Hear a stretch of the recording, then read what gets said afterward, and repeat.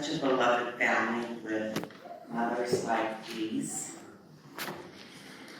Oh, smart, thank you. Hello, family. I am Emma Larson, or more commonly known as Em to the family. And I put this picture up because after my husband came back from being mission president in Scandinavian mission president, he stayed at this building, which is still in Copenhagen today. And he was on the second floor there, just a little bit to the left of where the front door is.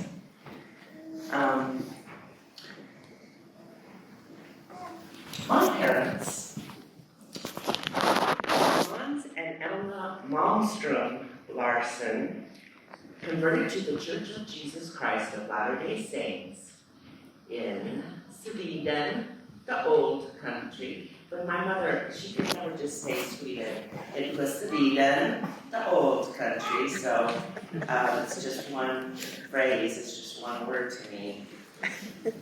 My father, Papa, was carpenter to the king, also, like Estes' father. And he was very wealthy, and they enjoyed the finest social circles.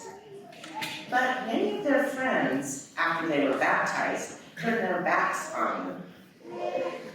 So Papa and Mama left their beautiful home, all their possessions, and their families, and took their children across the ocean and made their way to Nebraska to find the saints. Now, my father was advised to put his considerable savings in the care of the leaders there for safekeeping. But because the language was a difficulty, he didn't understand that he needed to get a receipt, and they never received their money. Well, they were left destitute. Papa and Mama took their finest clothing and sold it, and were able to get materials for Papa to build a very finely crafted handcart. They came into the Salt Lake Valley in September of 1859. Again, language was a problem, and their handcart, the beautiful handcart, was just turned in with all the others that had been loaned to the saints. So again, they were destitute. Papa did some odd jobs and was able to buy a shovel. He carved a dugout in the side of a hill in West Jordan. They gleaned kernels of wheat from an already threshed field, and Mama sold her wedding ring to buy a cast iron oven to cook bread in. She scoured the countryside with her children for nettles and other edible weeds to add to their diet. It was in these extreme circumstances of faith and courage that I was born on the very special day of April 6th in the year 1863. Mama often thanked the Lord for all her trials and for her poverty. Otherwise, she said, they would have returned to Sweden, the old country. So we found reasons to be grateful for our struggles. We were blessed to be given some land in Lehigh to farm, which really improved our situation. I learned to be an excellent cook like Mama, and I could make a very good köttbullar. Does anyone know what that means? Yes? Jesse? Meatballs. Sweet Swedish meatballs, yes. And I also learned to be a very excellent seamstress. I also, like Jeanette, I could spin wool and make cloth. I could make dresses, shirts, pants, socks, bedspreads, carpet, and hats. I also kept bees, beehives, and honey. I was known for making sweet treats. In my teens, I was able to go with my family to settle a place in Arizona called Snowflake, which is kind of an oxymoron. It gave me hope when I was traveling down there, but I never saw a snowflake. My younger brother and I got to handle one of the wagons and the oxen all by ourselves. When we got there, we had only one neighbor across the street. He was the state president named Jesse N. Smith, his large family. In no time, we were fast friends. We stayed in tent and wagon boxes while Papa and my brothers built our home. Mama, my sister, and I could spin 1 pound of wool a day, and we made beautiful things for the residents of Snowflake, as the nearest store was 300 miles away. Young people in Snowflake got together often to socialize, and my favorite activity was dancing. I loved to dance. And the people my age didn't practice polygamy so much anymore. And I adamantly told them and my family I would never marry some old polygamist. One evening when I came home from a dance, Papa told me that President Smith had come over. Apparently, the general authorities had advised him to take another wife. Well, Jesse didn't think he needed to take another wife, but being obedient, he prayed earnestly for guidance. And he told me later that he had only to look across the street to find the lady of his choice. Well, he came over seeking my parents' permission to ask for my hand. Mama and Papa told him, assured him that I definitely had my own mind, but they gave him their permission or their blessing should I choose to accept his proposal. So, as I prayed, the more I prayed, the more clear the answer became. And I made up my mind. Jesse Smith was the best man I knew. And I had a greater chance of exaltation with him than any other man. So, despite my adamant declarations before, I, in the end, was pleased to accept his proposal. And we were married October 28, 1881, in the St. George Temple. I was lovingly welcomed to the family by Emmy, who is so kind and sweet to me. We shared a home together, and she became like a mother to me. And Gusty and Jeanette were very sweet and loving as well. And very soon, these strong, beautiful women became my sisters. Jesse and I had 9 wonderful children: Hiram, Caroline, Don Carlos, Lorena, Lehi Larson, George Albert Smith, Akins, Myrtle, the long time. And last but not least, Matthias Foss Cowie, whom we call Foss. He was the very last child of Jesse. What does that make him? Does anybody know how many children Jesse had? You guys are good.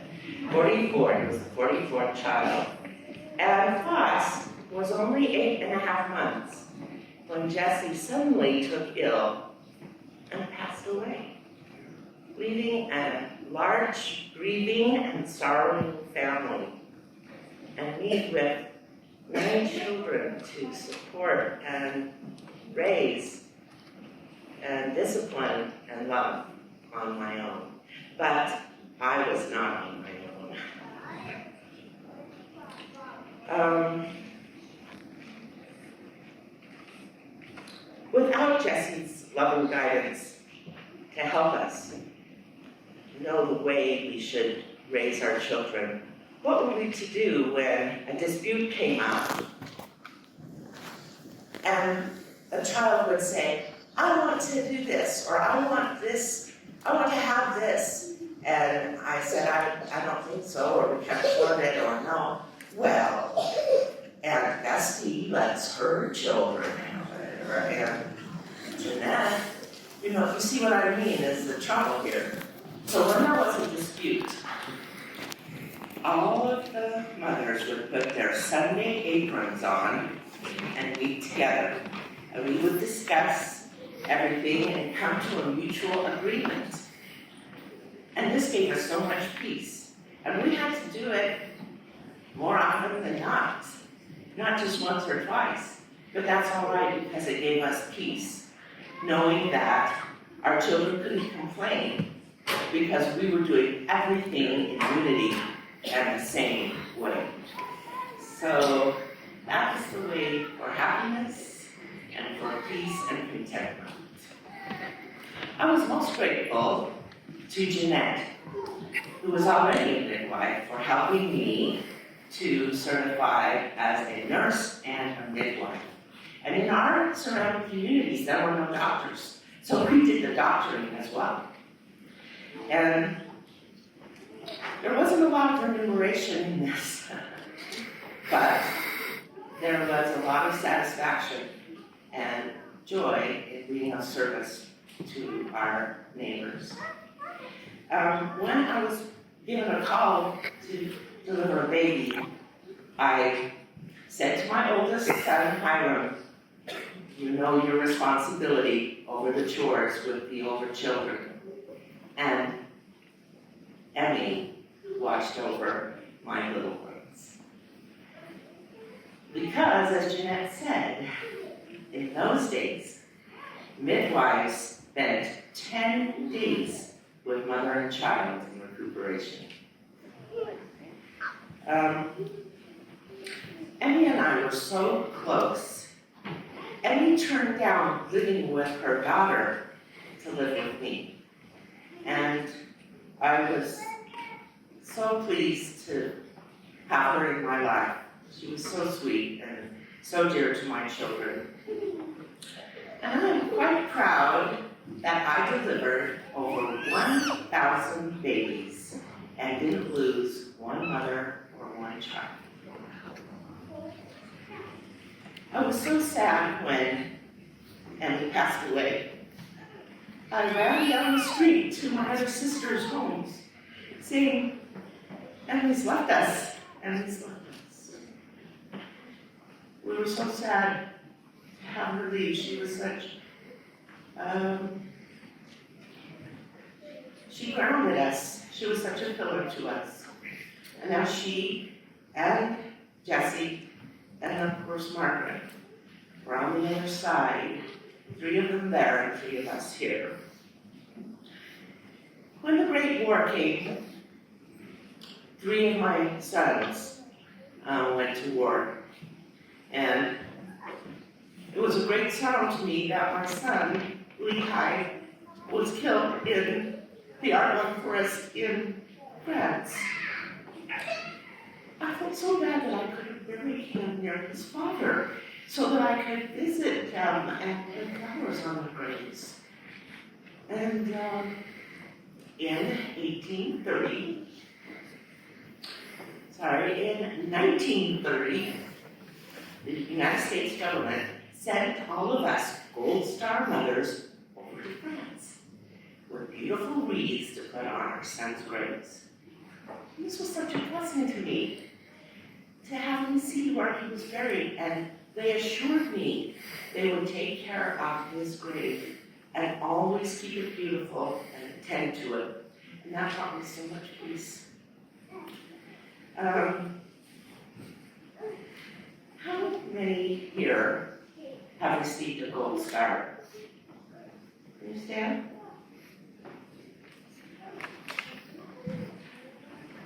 Yes. Thank you. We honor your loved one. And it's nice to know that some of you have been through the things that I have felt. When the Mesa Temple was dedicated, I was blessed to be called as an ordinance worker. And I was joyfully working in that capacity for 14 years. And I never went back to Snowflake unless the temple was closed. And I really enjoyed that home. It was also a great joy for me that I had watched my beautiful children grow up and marry and have children of their own, and just love my grandchildren. And I lived to see many great-grandchildren and hold them, some of whom are here today. As I grew older, it was difficult to see my sweet sisters lead this life before me. Yet, what blessings await us in our heavenly home.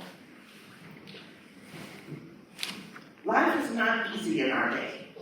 We had struggles. We had great troubles. But faith through our sorrow let us know Jesus Christ. Life is not easy in your day. You have great trials.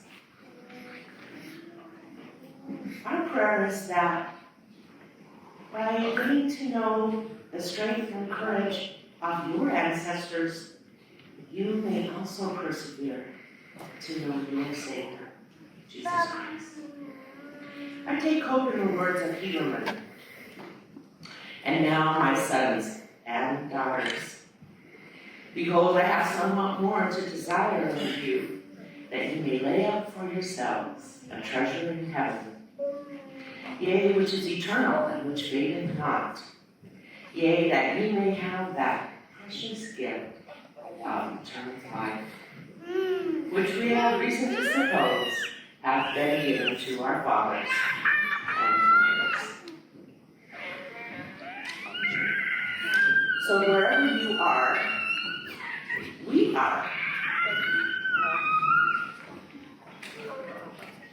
For we are connected.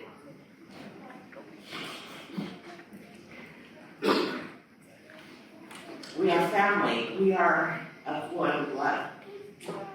We are one heart and one mind. We are connected and always will be. That we may all sit down in heaven together. But don't wait. Make heaven on earth now.